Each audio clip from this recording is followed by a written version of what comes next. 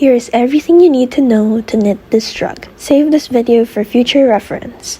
It's definitely doable in one sitting. You will need a 48-pin knitting machine and weight 2 yarn. This is a loose-fitting shrug, so feel free to adjust the stitch and row count. First, we're going to start by casting on some waste yarn. Waste yarn is any yarn that's a similar size to your main yarn. Cast in 44 stitches and knit a few rows. After that, switch to your main yarn and knit about 40 rows. Make sure you don't miss a stitch unless you like the dropped stitch effect.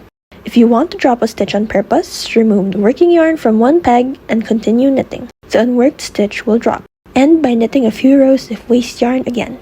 Once you're done, cut your waste yarn and continue to crank the machine without any yarn until your work falls off. Make 2 panels and set it aside. For the sleeves, it's almost the same process. Start by casting on 36 stitches with waste yarn, then switch to your main yarn, knit about 100 rows, then end with waste yarn again. Next, we're going to crochet a border. Using our crochet hook, pick up every stitch and do a single crochet. Make sure to secure your ends. Next is removing your waste yarn. Look for the tail of the waste yarn that's near your main yarn.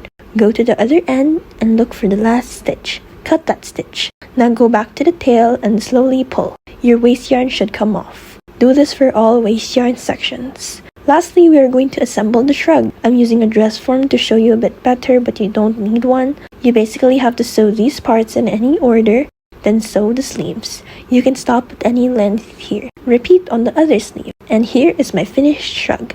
I gathered the middle section by simply tying a knot. Of course, I had to style the whole look for a concert. It's so easy, you should try this soon.